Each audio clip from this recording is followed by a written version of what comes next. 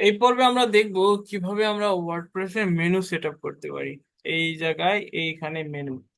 তো মেনু তৈরি করার জন্য আমাদের যাইতে হবে ড্যাশবোর্ড থেকে অ্যাপিয়ারেন্স, অ্যাপিয়ারেন্সের পরে এই যে মেনুসে ক্লিক দিলে পরে এইরকম অপশন আসবে।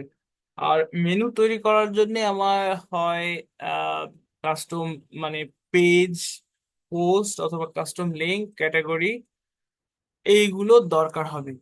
আর মেনু তৈরি করার জন্য সর্বপ্রথমে এখানে আমার একটা মেনুর নাম দিতে হবে। তো মেনুর নাম আমি এটা দিলাম হলো কি দিলাম, মেনু মেইন বা মেইন মেনু, মেইন মেনু। দেওয়ার পরে ক্রিয়েট বাটনে ক্লিক দিলাম, দেওয়ার পরে দেখো এই পাশের অপশন গুলো এবার ইনেবল হয়ে গেছে।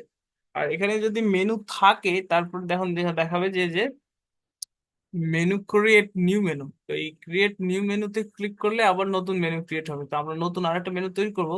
আগে এখানে থেকে মেনু তৈরি করার যে সরঞ্জাম সেগুলো নিয়ে আসি। তো এখানে কোনো কিছুই নেই, এখানে কোনো পেজ নেই, কোনো পোস্ট নেই, কোনো কাস্টম লিঙ্কও নেই, কোনো ক্যাটাগরিও নেই, কিচ্ছু নেই।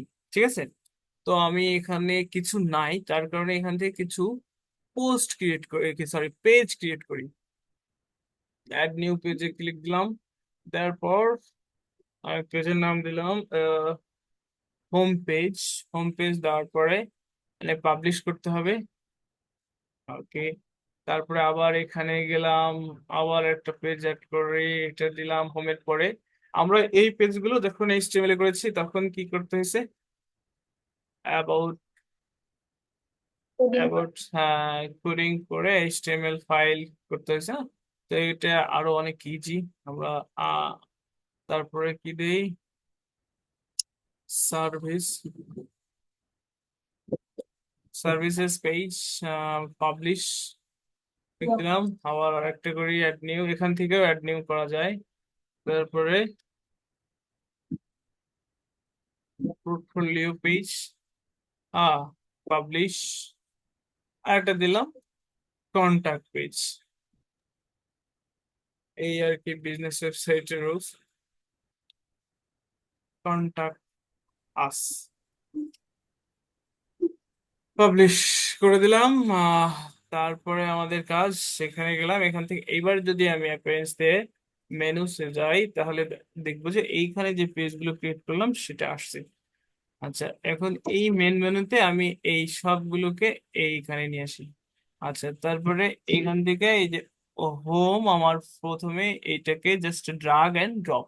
এগুলো ড্রাগ মানে হলো যে ড্রাগ করা, এই যে ড্রাগ মানে ধরা, আর ড্রপ মানে ছেড়ে দেওয়া।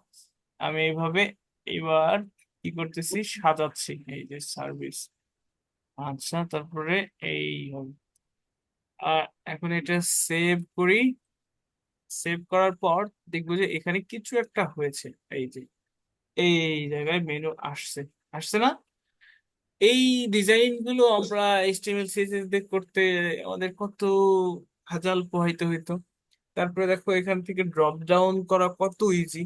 ড্রপ ডাউন মেনু তৈরি করতে সার্ভিসের আন্ডারে এটা পোর্টফোলিওটা শুধু এখান থেকে এইভাবে ছেড়ে দিলাম।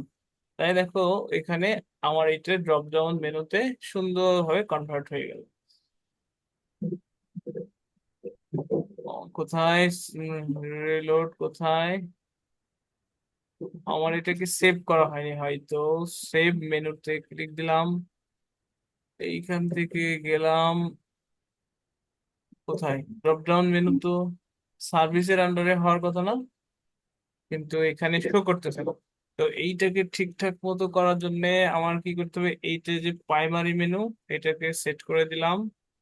দেওয়ার পর এইবার গেলাম, এইবার দেখো, এই দেখো এখানে কত সুন্দর ড্রপ ডাউন মেনু তৈরি হয়ে গেছে, তাই না?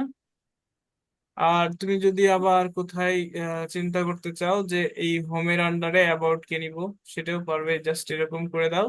আবার দেখো এইখানেও এই হোমের আন্ডারে অ্যাবাউট, এটাও চলে আসবে এই যে। হ্যাঁ, খুব সুন্দর না, খুব দ্রুত। তো আমরা এটাতে দেখলাম কিভাবে ড্রপ ডাউন মেনু তৈরি করা যায়, কিভাবে মেনু তৈরি করা যায়। আবার দেখো এই মেনুতে কি তুমি কাস্টম লিঙ্কও অ্যাড করতে পারবে।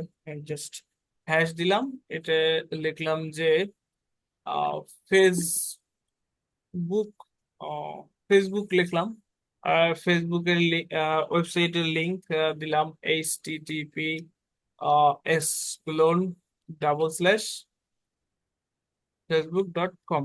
ঠিক আছে, দিয়ে অ্যাড টু মেনুতে দিলাম। তারপরে দেখো যদি এটার উম, মানে এই যে facebook.com, দেখো এইখানে নেভিগেশন চেঞ্জ করারও অপশন আছে। তো যাই হোক, এটা ফেসবুকে ক্লিক দিলে ফেসবুকে চলে যাবে, সেটা দিলাম কাস্টম লিংক, হ্যাঁ মানে অন্য ওয়েবসাইটের লিংক। আবার এখানে দেখো ক্যাটাগরি তুমি মেনুতে অ্যাড করতে পারবে, তো ক্যাটাগরি এটা সেভ করলাম, এটা আগে দেখে আসি ফেসবুকেরটা। এখানে দেখো ক্লিক দিলাম, দেখো facebook.com এ ঢুকে গেল এই যে। ঠিক আছে, আচ্ছা তারপরে কি আহ, আমি কি করব এবার, ক্যাটাগরি এখানে অ্যাড করতে পারি, কিন্তু এখানে তো কোনো ক্যাটাগরি নাই।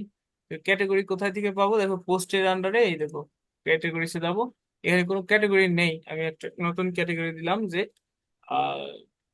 ডেমো ক্যাটাগরি, হ্যাঁ, বা আচ্ছা ডেমো ক্যাটাগরি দেই নাম, এই যে ডেমো ক্যাটাগরি অ্যাড হয়ে গেছে তাই না। তারপরে মনে করো যে বিজনেস ক্যাটাগরির নাম দিলাম, অ্যাড নিউ ক্যাটাগরি দিলাম, আচ্ছা। দেওয়ার পরে এবার যদি আমি আবার অ্যাপিয়ারেন্স থেকে যে মেনুতে যাই, দেখো মেনুতে এবার দেখো ক্যাটাগরি দেখবো, ভিউ অল, এই যে। ঠিক আছে, এই যে অ্যাড টু মেনুতে করলাম, এবং এই বিজনেস ডেমো ক্যাটাগরির আন্ডারে আমি কি করব, এই যে বিজনেস কে রাখলাম। ঠিক আছে, এই যে সেভ করে দিলাম। দেখো এইখানে আমার এই যে ডেমো ক্যাটাগরির আন্ডারে বিজনেস প্লাস ডেমো ক্যাটাগরি। তাহলে মেনুতে আমি কি কি অ্যাড করতে পারি, পেজ, পোস্ট, কাস্টম লিংক আর ক্যাটাগরি। এটা হলো নর্মাল একটা ব্লক সাইটের সিনারিও। যদি আমি আবার নতুন কোনো কাস্টম পোস্ট টাইপ অ্যাড করি, তাহলে সেটাও এখানে অ্যাড হবে। আচ্ছা, এই পর্বে আমরা শিখে গেলাম যে কিভাবে আমরা মেনু তৈরি করতে পারি। নতুন মেনু অ্যাড করতে গেলে, এটা তো একটা মেনু থাকলো, নতুন মেনু আবার তৈরি করতে ক্রিয়েট নিউ মেনু। মেনু দিলাম যে মেনু টু, টু ক্রিয়েট। আবার মেনু টু এ মনে করো জাস্ট কন্টাক্ট, কন্ট্রাক্ট, পোর্টফোলিও, এটা এই দুইটা থাকবে। ঠিক আছে, এই মেনু টু এ থাকলো। আবার আরেকটা মেনু তৈরি করলাম, এটার নাম দিলাম যে ফুটার মেনু, ফুটার মেনু, ফুটার মেনু দিয়ে ক্রিয়েট করলাম। এখন এই ফুটার মেনুটা থাকবে কোথায়, ফুটারে শো করবে, আর এগুলো আসে থিম থেকে, সেগুলো আমরা আস্তে আস্তে দেখবো। আবার এই মেনুতে মনে করো যে এই শুধু ক্যাটাগরি গুলো দেখাবে, সেটাও পারবে। তো এই পর্বে আমরা দেখলাম যে কিভাবে আমরা মেনু তৈরি করতে পারি, এবং মেনু তৈরি করার সরঞ্জাম কোথা থেকে নিতে হয় সেটাও বুঝলাম। সবাই ক্লিয়ার?